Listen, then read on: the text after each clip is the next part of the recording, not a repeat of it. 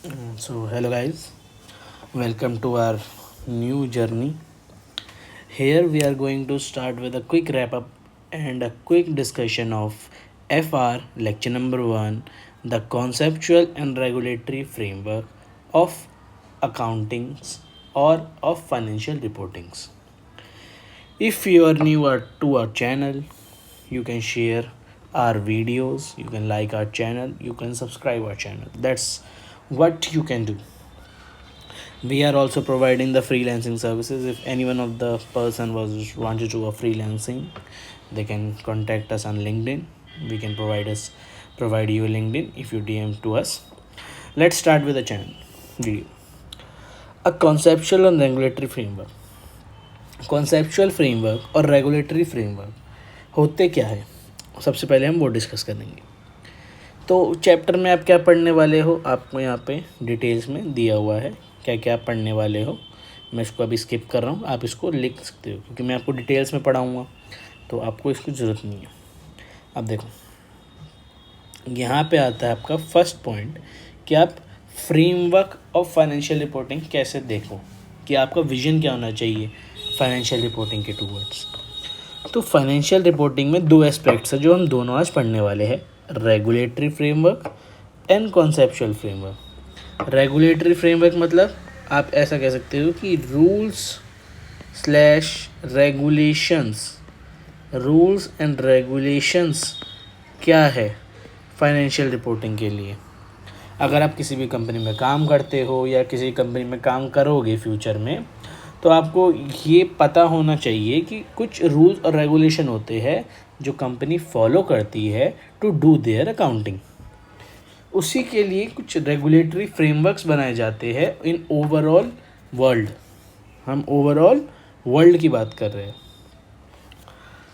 Regulatory bodies क्या क्या होती है, स्टैंडर्ड सेटिंग प्रोसेस क्या होता है, how to set a standard,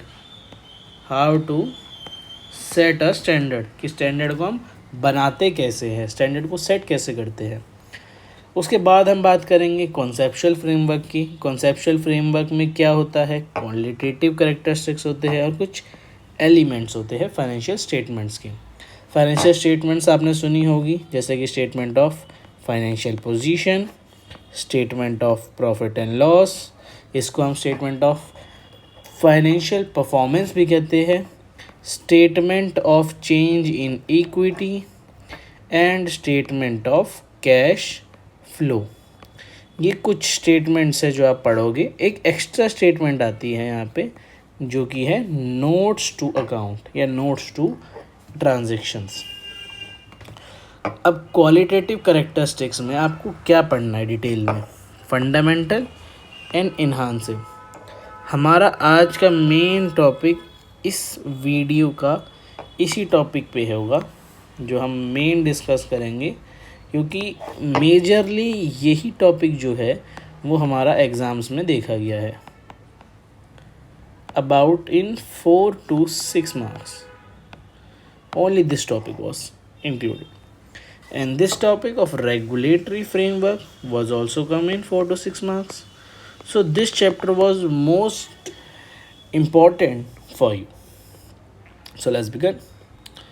The need of regulatory body. The regulatory frameworks of accounting is in each country which uses IFRS standards is affected by a number of legislation and quasi legislative influences as well as IFRS standards. Basically इसका मतलब क्या है, overall world में जो transactions हो रही है उसे कंपैरेटिव बनाने के लिए, अंडरस्टैंडेबल बनाने के लिए हम IFRS स्टैंडर्ड्स का यूज़ करते हैं. IFRS स्टैंडर्ड्स की अगर फुल फॉर्म नहीं पता तो उसको लिख लो, इंटरनेशनल फाइनेंशियल रिपोर्टिंग स्टैंडर्ड्स. ठीक है. अब इसके अंदर कुछ नेशंस है जिनका मेन प्रायोरिटी या मेन जो पॉइंट ऑफ व्यू है IFRS स्टैंडर्ड्स को बनाने के लिए, जो कि है एक national company law, EU direction. EU क्या होता है, यूरोपियन डायरेक्शन,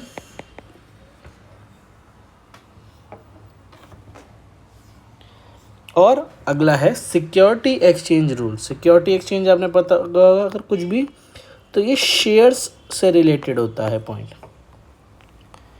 चलो बात करते हैं हमें रेगुलेटरी फ्रेमवर्क की ज़रूरत क्यों है। Regulation of accounting information is aimed to ensure that user of financial statement receive a minimum amount of information that will enable them to make the meaningful decision। क्या मतलब हुआ, इंफॉर्मेशन को इस point of view से बनाना, इस point of view से बनाना कि जो यूज़र है उसका, जो भी जिस भी यूज़र को मिलेगी। अगर आपको ये नहीं पता कि यूज़र्स कौन कौन होते हैं तो हमारे शॉर्ट वीडियो मिल जाएगी आपको, आप कमेंट कर दो, मैं आपको डीएम भेज दूंगा उसका। तो यूज़र्स को डिसीजन मेकिंग करने में हेल्प होए, डिसीजन मेकिंग करने में हेल्प मिले, इसके लिए हम फाइनेंशियल स्टेटमेंट्स को प्रिपेयर करते हैं। A regulatory framework is required to ensure that relevant and a reliable financial reporting is achieved to meet the need of the shareholders and the other source users। Means क्या हुआ कि regulatory framework ये help करती है कि जो भी financial reporting होगी वो रिलायबल हो और रेलेवेंट हो। रिलायबल और रेलेवेंट क्या होता है, रिलायबल मतलब अप टू द टॉपिक हो और रेलेवेंट मतलब मटेरियल हो, इंफॉर्मेटिव हो, डिसीजन मेकिंग में हेल्प करे। ये दो पॉइंट हमारे फाइनेंशियल रिपोर्टिंग में होने चाहिए। मतलब ऐसा कोई फाइनेंशियल रिपोर्टिंग ना हो जो तुम्हें डिसीज़न लेने में हेल्प ही ना करे। एग्जाम्पल के लिए अगर तुम मान लो शेयर मार्केट में इन्वेस्ट करना चाहते हो, गोल्ड में सपोज़ इन्वेस्ट करना चाहते हो और तुम्हें फाइनेंशियल रिपोर्टिंग मिल रही है सिल्वर की या क्रिप्टो करेंसी की, तो क्या वो तुम्हें एडवांटेज देगी या कुछ हेल्प करेगी गोल्ड में इन्वेस्ट करने से? Think about that. ठीक है, तो ये था हमारा एक टॉपिक। आगे बढ़ते हैं एडवांटेज एंड डिसएडवांटेज के बारे में। एडवांटेज क्या है, मल्टीनेशनल एंटिटीज़, मतलब अगर हम आईएफआरएस स्टैंडर्ड्स का या फिर हम रेगुलेटरी फ्रेमवर्क का यूज़ करेंगे for the multiple accounting on all over the world, then we have the access to the international finance. What it means, देखो अगर हम इंटरनेशनल आईएफआरएस स्टैंडर्ड्स का यूज़ करते हैं तो हम इंटरनेशनल लोन या इंटरनेशनल फंडिंग भी कर सकते हैं। ठीक है, ग्रेटर एफिशिएंसी होगी, लोग इजीली रिलाई कर पाएंगे। Consolidation of financial statement is easier. जो फाइनेंशियल स्टेटमेंट्स होती है उनका जब कंसोलिडेशन के टाइम पे प्रिपरेशन क्या हो जाएगा, ईजी हो जाएगा। ये रहा next topic, IFRS foundation. IFRS foundation was the supervisory body. Supervisory body means a body that supervise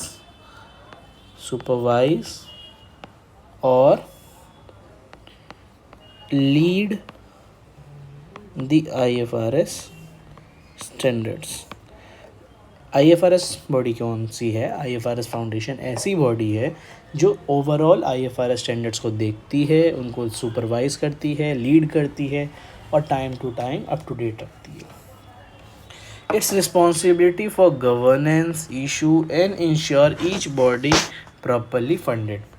IFRS foundation का ये काम है कि गवर्न करे उन बॉडीज़ को जो भी IFRS फाउंडेशन से रिलेटेड होती है। ठीक है, और उनको चेक करते रहे, प्रॉपरली फ़ंड करते रहे, अगर उनको फंडिंग की दिक्कत हो रही है तो उनको फ़ंड प्रोवाइड करें। अगला है IASB, जिसके हम main body of IFRS setting body भी कहते हैं। मींस IASB कौन है? IASB एक ऐसी बॉडी है, ऐसा डिपार्टमेंट है जो कि IFRS स्टैंडर्ड्स को बनाता है।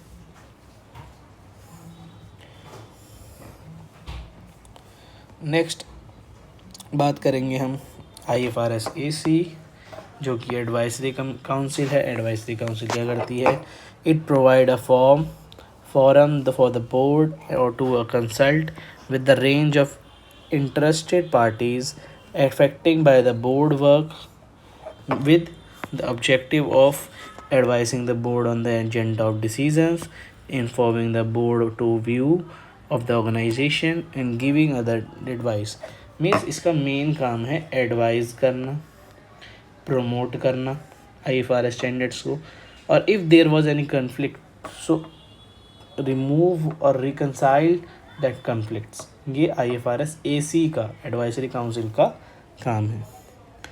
अब सबसे ज़्यादा मेन क्वेश्चन हमारा यहाँ से आ रखा है S1 and S2। ISSB international sustainability standard board in 2001 the IFRS Foundation created the ISSB with the objective of delivery a comprehensive global baseline of sustainability related disclosure standards। Means 2021 में IFRS foundation ने ISSB international subsidiary और sustainability development board को establish किया था। इसके अंदर first standards जो आए थे वो आए थे S1 and S2 were issued in 2023। Aim to provide a primary user on the reliable, comparable and sustainable related information to help them make information decision concerning sustainability related risk and opportunities related to individual entities।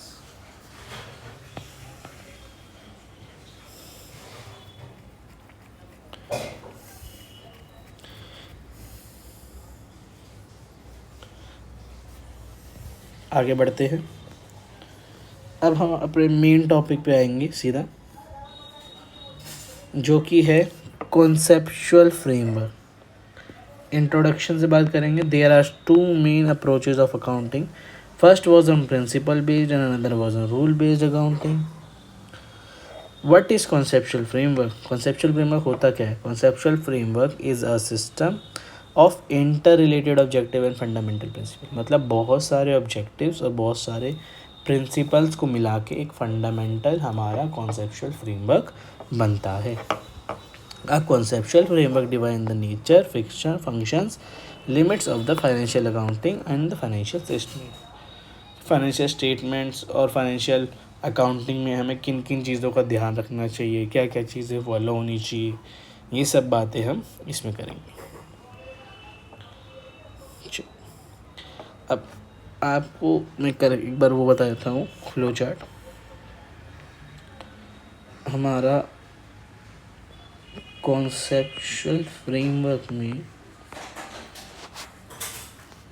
दो parts हैं, एक है fundamental, दूसरा है enhancing. Fundamental में भी अभी दो आते हैं हमारे, relevant and faithful representation. Enhancing में चार आते हैं, कंपेरेबल, अंडरस्टैंडेबल, टाइमलाइननेस एंड वेरीफाइबल। ये जो था हमारा, ये एक इम्पोर्टेंट पार्ट है IFRS को लेके। होप अगर आपको यहाँ तक वीडियो अच्छी लगी हो तो आप वीडियो को फॉलो करें, वीडियो को लाइक करें, चैनल को सब्सक्राइब करें और don't forget to comment lecture 2। We have soon be planned for lecture 2 in which we are going to explain these topics in detail. Thanks for watching.